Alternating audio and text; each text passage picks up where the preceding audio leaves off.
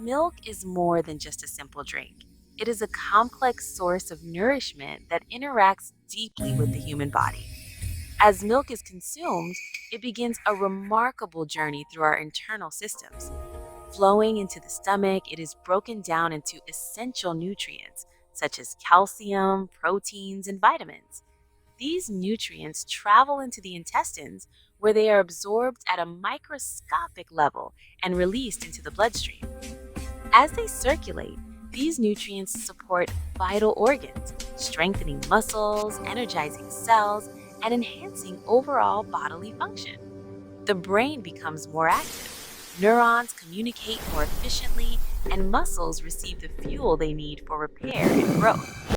In the gut, beneficial bacteria thrive, supporting digestion and immune health.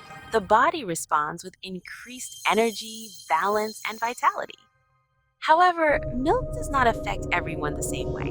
For some, it may cause digestive irritation, allergic reactions, blood sugar fluctuations, or fatigue.